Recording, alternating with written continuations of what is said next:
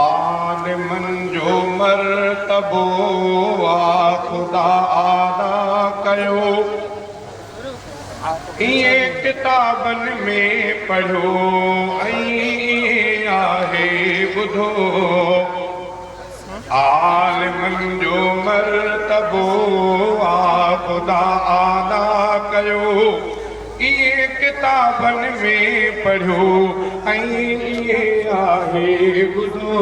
आलिमन जो मर्तबो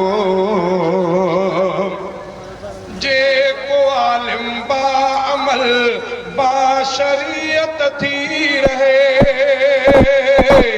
इल्म जे सदके उहो मर्तबा ऊंचा लहे।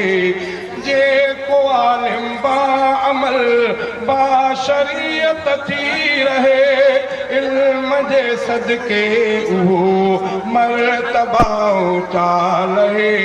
इल्म दीनी जंहिं सिखियो शान तंहिं आला लधो इए किताबनि में पढ़ियो ऐं आहे ॿुधो।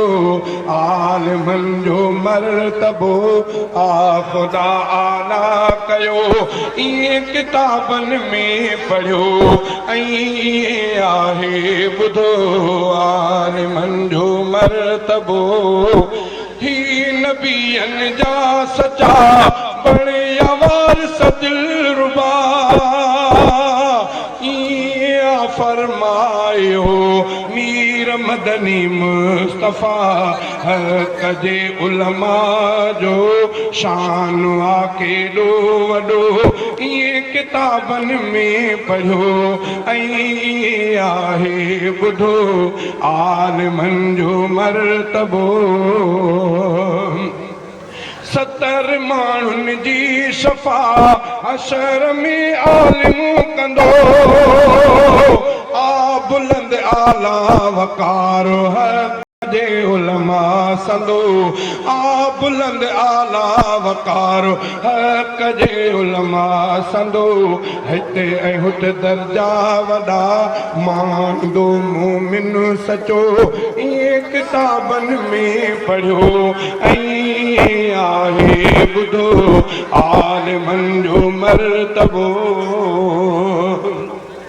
हक़ जे आलिम खे ख़ुदा हशर में फरमाईंदो।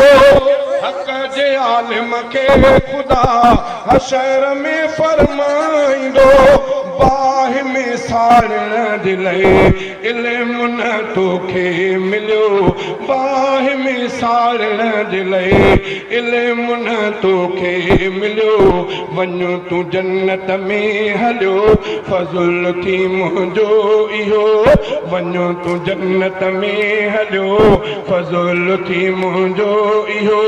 इए किताबनि में पढ़ियो ऐं इए आहे ॿुधो।